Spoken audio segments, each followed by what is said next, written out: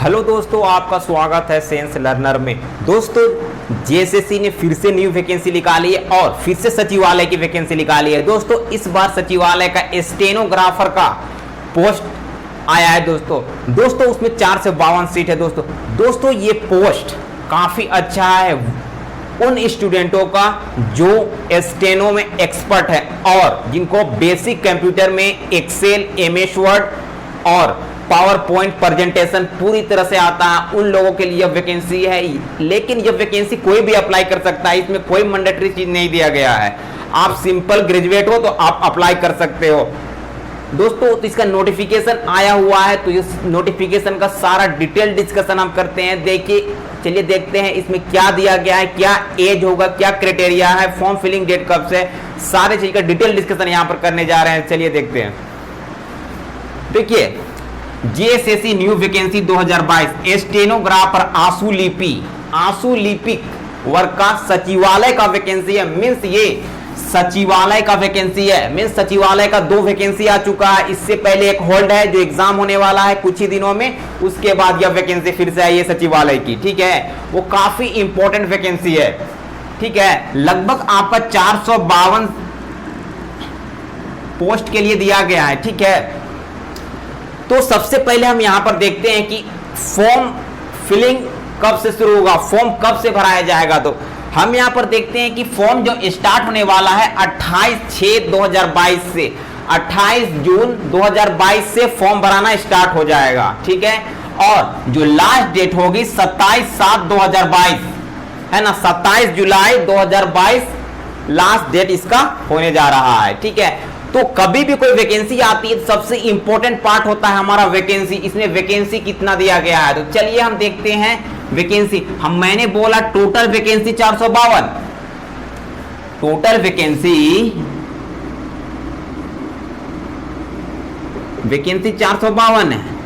ठीक है, वैकेंसी 452 है, लेकिन हमको मैं बार बार आप लोगों से कहता हूं कि आप पूरा टोटल वैकेंसी में मत जाइए। आपको सिर्फ जानना है कि अपने कैटेगरी में कितनी वैकेंसी है।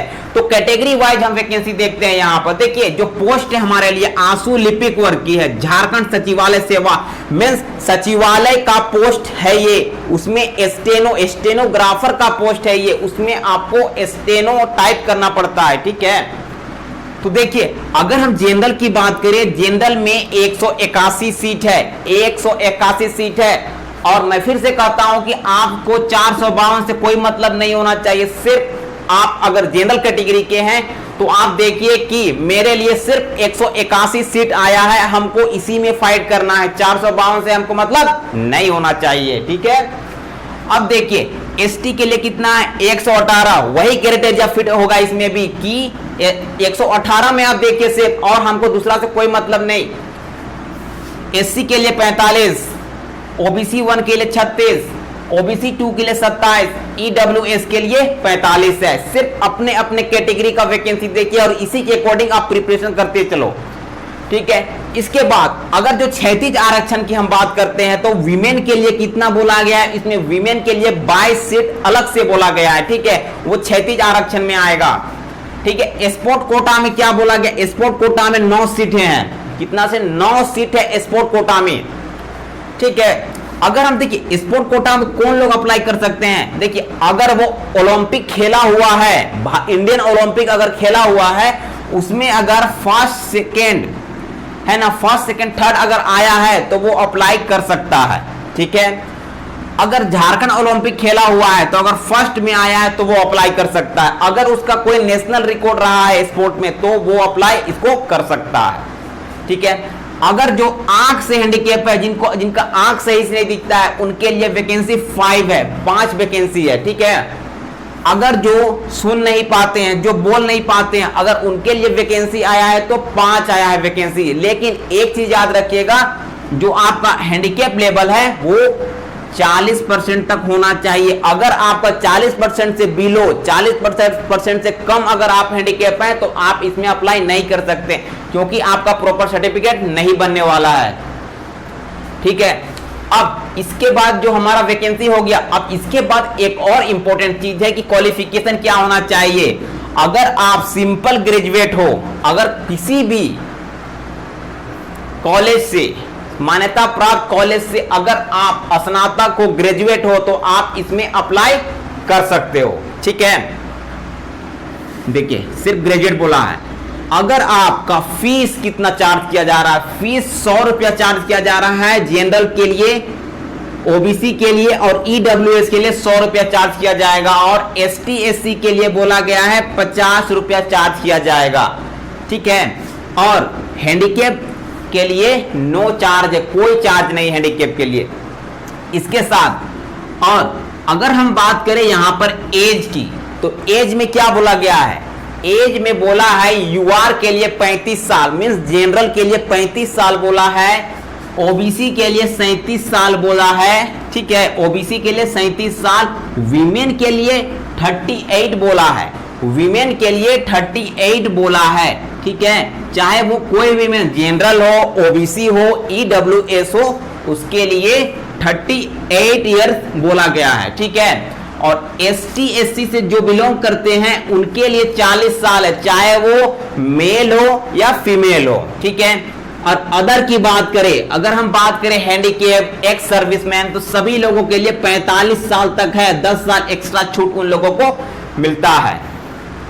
ठीक है, और मैं एक चीज कहना चाहता हूं, जो नोटिफिकेशन में हमेशा मेंशन होता है कि जो झारखंड से मैट्रिक और इंटरमीडिएट हैं वही इस फॉर्म के लिए अप्लाई कर पाएंगे, अदरवाइज आप अयोग्य है, आपको इसमें अप्लाई के लिए योग्य नहीं समझा जाएगा। ठीक है, अब उसके बाद हम बात करते हैं जो काफी इंपॉर्टेंट है, जो रेसिडेंशियल और कास्ट बहुत इंपॉर्टेंट होता है। ठीक है, रेसिडेंशियल का डेट क्या होना चाहिए, देखिए जो पीडीएफ में जो नोटिफिकेशन में मेंशन है वो दिया गया है 2/6/2016, मींस आपका इस डेट से बाद का, इस डेट को भी और इससे बाद का भी अगर आपका रेसिडेंशियल बना हुआ है, जो एसडीओ लेवल का है, अनुमंडल है ना, ठीक है, उसका अगर बना हुआ है तो सब डिवीजन ऑफिसर हो गया, तो उसका अगर बना हुआ है तो आपका 2/6/2016 के बाद का होना चाहिए। अगर आप अंचल अधिकारी का बना हुआ है, सीओ का बना हुआ है, तो 19/7/19 मींस 19 जुलाई 2019 के बाद का बना हुआ होना चाहिए।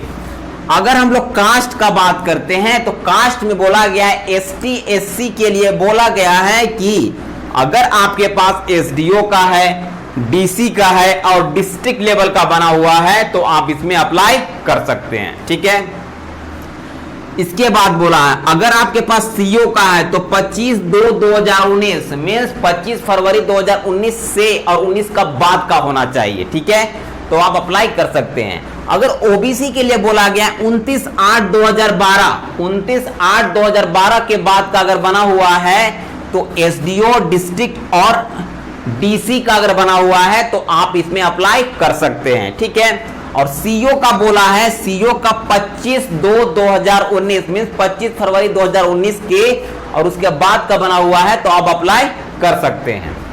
ठीक है, अब हम चलिए समझते हैं सिलेबस का शॉर्ट में समझते हैं और एग्जाम पैटर्न को हम समझते हैं कि क्या इसे बोला है। देखिए एग्जाम हमारा 2 चरण में होगा, एग्जाम जो 2 चरण में होगा क्योंकि जेएसएससी ने जो बहुत सारे एग्जाम का जो वैकेंसी निकाला है उसमें कहा है कि उसमें बोला है कि 3 चरण में होगा, लेकिन इसका जो क्राइटेरिया कुछ डिफरेंट यहां बोला गया है। ठीक है, तो 2 चरण में इसमें एग्जाम लिया जाएगा। इसमें प्रथम चरण में कौशल जांच होगा, आपका स्किल चेक किया जाएगा। ठीक है, देखिए जिस पोस्ट के लिए वैकेंसी है वही उसी से रिलेटेड आपका स्किल चेक किया जाएगा। क्या स्किल चेक किया जाएगा चलिए देखते हैं। देखिए ये स्टेनोग्राफर के पोस्ट के लिए है। ठीक है, तो स्टेनो टाइपिंग है ना, स्टेनो टाइपिंग ली जाएगी। ठीक है, स्टेनो टाइपिंग ली जाएगी। इसमें आपको 500 वर्ड दिए जाएंगे, 500 वर्ड दिए जाएंगे। 50 मिनट का समय आपका होगा, मींस एक मिनट में 10 वर्ड। ठीक है, 1 मिनट में 10 वर्ड। स्टेनोटाइप आपका करना पड़ेगा। ठीक है, 5% तक अगर आपका गलती होता है तो आपको अयोग्य नहीं समझ, अगर 5 से ज्यादा गलती हो जाएगा तो आपको अयोग्य समझा जाएगा। ठीक है, उसके बाद श्रुति लेख है ना, श्रुति लेख जो आपको दे दिया जाएगा पढ़ने के लिए, उसके बाद आपको कंप्यूटर पे क्या करना है, कंप्यूटर पर टंकन करना है, टाइपिंग करना है। ठीक है, कंप्यूटर पे टाइपिंग करना है। उसमें आपको पहले ही पढ़ने के लिए 5 मिनट के लिए दे दिया जाएगा जो पैराग्राफ होगा उसको, उसके बाद आपको पढ़ना है, उसके बाद उसको टाइप करना है। ठीक है, ये स्टेनो टाइपिंग अलग हुआ, और उसके बाद इसी में श्रुति लेख दे के आपको कंप्यूटर में टाइप करना पड़ेगा। ठीक है, उसमें 40 मिनट तक आपको टाइप करना है और 5% आपका गलत मान्य होगा। ठीक है, इसके बाद इसी में आपको बेसिक कंप्यूटर का आपको टेस्ट लिया जाएगा कि स्टूडेंट को बेसिक कंप्यूटर आता है या नहीं। ठीक है, एक्सेल पे आप काम करने जानते हो या नहीं, एमएस वर्ड में आप टाइपिंग जानते हो या नहीं, पावर पॉइंट प्रेजेंटेशन के लिए आपको फाइल बनाना, पेज बनाना आता है या नहीं, ये सारे चीज का आपको टेस्ट लिया जाएगा। ठीक है, और एक चीज याद रखिए, ये 150 नंबर का ये होने वाला है। ठीक है, जो प्रथम चरण का एग्जाम होगा उसमें आपको बोला गया है कि इसमें 30% आपको लाना जरूरी है। अगर आपका 30% नहीं आता है तो मीन्स 45 नंबर अगर आपका नहीं आता है इसमें तो आपको अयोग्य समझा जाएगा। मीन्स आगे का कॉपी आपका चेक नहीं होने वाला। जो लिखित एग्जाम है, जो मेन एग्जाम है, उसका कॉपी चेक नहीं होने वाला है ना, क्योंकि पहला एग्जाम ये होता है, उसके बाद ये एग्जाम ये होगा। तो क्या होता है इसमें कि पहला कॉपी ये चेक होगा, उसके बाद ये कॉपी चेक होगा सेकंड एग्जाम का। ठीक है, लिखित एग्जाम का। अगर इसमें आप फेल कर गए, 30% से कम नंबर लाए, 45 नंबर से कम नंबर लाए, तो इधर वाला कॉपी चेक आपका नहीं होगा। जो पास इसमें होगा उसी का अगला कॉपी चेक होने वाला है। ठीक है, तो अब देखिए इसमें सेकेंड एग्जाम जो होगा लिखित एग्जाम। ठीक है, इसमें बोला है कि 25 नंबर का हिंदी पूछा जाएगा, और इससे पहले जो एसएससी का जो भी सिलेबस आया है उसमें जो हिंदी का होता था वो सिर्फ क्वालिफाइंग होता था, लेकिन इसमें मार्क्स हिंदी का जुड़ने वाला है। जो ये एग्जाम है ना, इसमें हिंदी का मार्क्स जुड़ेगा, आपका मेरिट लिस्ट में बनेगा हिंदी का नंबर। ठीक है, जो 25 क्वेश्चन पूछे जाएंगे, इंग्लिश का भी 25 क्वेश्चन, और ये भी मार्क्स जुड़ने वाला है मेरिट लिस्ट में। ठीक है, जीएस का भी 25 क्वेश्चन और रीजनिंग का भी 25 क्वेश्चन। हिंदी में आपका अनुच्छेद से रिलेटेड और ग्रामर पूछा जाएगा, इंग्लिश में आपका भी वही पूछा जाएगा, जीएस में आपका झारखंड जीएस और सामान्य जीएस और साइंस पूछे जाएंगे। ठीक है, रीजनिंग में जो बेसिक रीजनिंग होता है वही पूछा जाएगा। ठीक है, और ये 100 क्वेश्चन है, उसमें 3 से मल्टीप्लाई कर 300 मार्क्स का ये क्वेश्चन एग्जाम होगा, ये रिटेन एग्जाम। ठीक है, 300 मार्क्स का। इसमें भी आपको पास होने के लिए 30% मार्क्स लाना पड़ेगा, नहीं तो आप फेल कंसीडर हो जाओगे। इसके बाद रिटेन एग्जाम में एक और पत्र होगा, वो होगा क्षेत्रीय भाषा का। क्षेत्रीय भाषा में आपको नागपुरी, खोटा, मुंडारी, हो, उर्दू, उड़िया, बंगाली, संताली, पंचपरगनिया, कुरमाली, है ना, ये सब क्षेत्रीय भाषा है। इनमें से एक भाषा आपको चुनना पड़ेगा जो आपके लिए अच्छा होगा, फिट बैठता है, जो भाषा आपको आता है थोड़ा बहुत, है ना, उसमें आपको चुनना है। अगर इनमें से कोई भाषा अगर आपको नहीं आता है तो आपके लिए एक लैंग्वेज में बताता हूं जो बहुत आसान है, क्योंकि आपको तो हिंदी आती होगी। अगर हिंदी आ रही है तो आपको नागपुरी भी समझ में आ जाएगा। तो मैं सजेस्ट करता हूं कि आप नागपुरी लोगे तो ज्यादा बेहतर आपके लिए होगा। ठीक है, और इसमें 100 क्वेश्चन होंगे, 300 मार्क्स के होंगे, और इसमें भी 30% आपको लाना पड़ेगा। अगर 30% से कम आता है तो आपको अयोग्य घोषित कर दिया जाएगा, मींस डिस्क्वालीफाई कर दिया जाएगा। ठीक है, तो आई होप कि आपको पूरा क्लियर हो गया होगा। और एक चीज, इसका जो सैलरी होगा ना, फोर्थ पे होगा, इसमें 25,000 से 800, 25,500 से लेकर 81,100 के बीच में ज्वाइनिंग करने समय आपको सैलरी मिलेगी। ठीक है, तो इस तरह से मैंने जो नोटिफिकेशन है उसका डिटेल डिस्कशन किया, और इसका सिलेबस का जो पूरा डिटेल डिस्कशन होगा वो नेक्स्ट वीडियो में आपको मिल जाएगा, क्योंकि ये वीडियो थोड़ा बड़ा हो जाएगा। ठीक है, तो जो भी इसका सिलेबस है, सिलेबस का एक एक पॉइंट वाइज पूरा का डिटेल डिस्कशन आपको नेक्स्ट वीडियो में मिल जाएगा। ठीक है, तो चैनल पे बने रहे। Thank you.